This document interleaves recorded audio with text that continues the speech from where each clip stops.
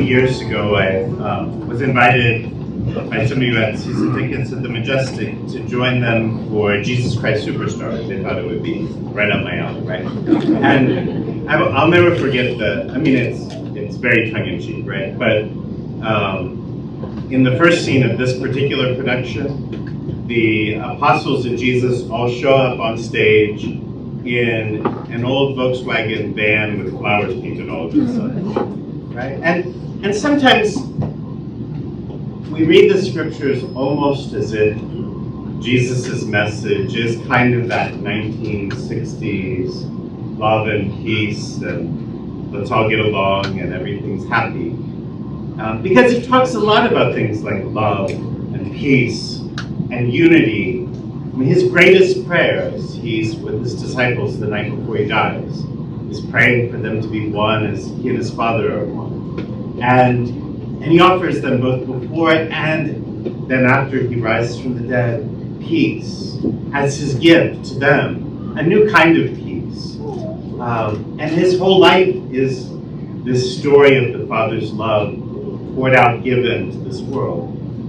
But just when we start to get comfortable, we find a gospel like today's, and he's talking about setting things on fire and bringing division, and I think it might push us in our understanding of things like unity and peace and love to grow deeper into what Jesus is talking about. And we can talk about it, but ultimately, like Jesus says in his own life, it'll be the experiences, it'll be the fire that purifies and makes complete this love and unity and peace. In his life, the fire was this passion, death, that was the culmination of love and unity. Even if Satan, watching, thought that he had created finally the division and hatred that he had longed for. But in our own lives, it will be the experiences of fire. Again, I think we can talk about them, but knowing that there's something more that I'm talking about. Like sometimes we picture peace as just a beautiful field, right? And all of the flowers and the gentle breeze and the people that are with us are probably laughing. But Jesus offers peace with holes in his hands and his side.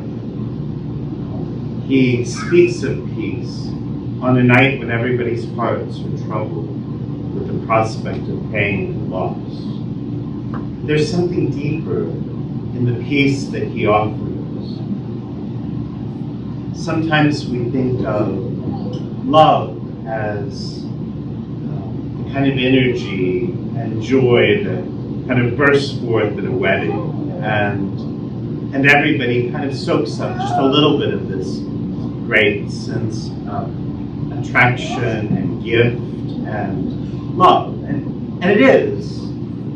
But sometimes we recognize that love is the kind of desire that led Jesus to ask for forgiveness for those who nailed his hands to a cross, because he so wanted to spend eternity with them, that he was willing even to not just shed his blood, but allow them to shed his blood and still find forgiveness so that they could benefit from that love.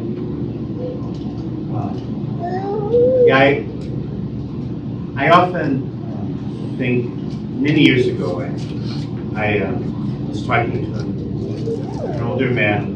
He and his wife had celebrated at least 50 years ago. And he kind of opened my eyes to a different kind of love. He said, you know, my wife and I, neither of us can reach our feet anymore. And so we have to do each other's toenails and scrape off each other's calluses and rub each other's feet. That's a kind of different kind of love, right? But it speaks highly of there's something deeper and something more. That this fire that will happen across our lives Maybe it's the fire of arthritis and stiff joints. Maybe it's the fire of crucifixion, death. Maybe it's the fire of our own lawsuits across the course of our life that would deepen our sense of peace to a peace that's as deep as God's. I think we can consider peace as this kind of, you call it gentleness with soft sounds, maybe like the sound of music playing in the background, right? But also, maybe we can think of the kind of peace we would find in a martyr's death, in the Nazi prison camps, having a priest having recognized that a fellow prisoner was going to be executed, starved, in the starvation bunker. He offered to switch places with him, St. Coleman, to switch places with him. And as he starved, and as they sang songs and hymns of praise, and consoled and encouraged one another in that long and agonizing process of death, that was also peace. But a different kind of peace, the kind of peace that has been through fire. And so today, as we hear Jesus desiring that fire, probably ourselves preferring to avoid it, probably preferring a more easy path.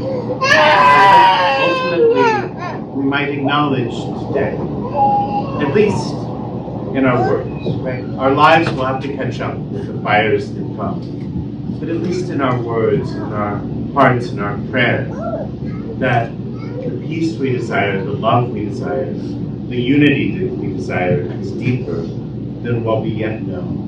And that there will be fires to burn off the impurities and help us walk more closely with one another.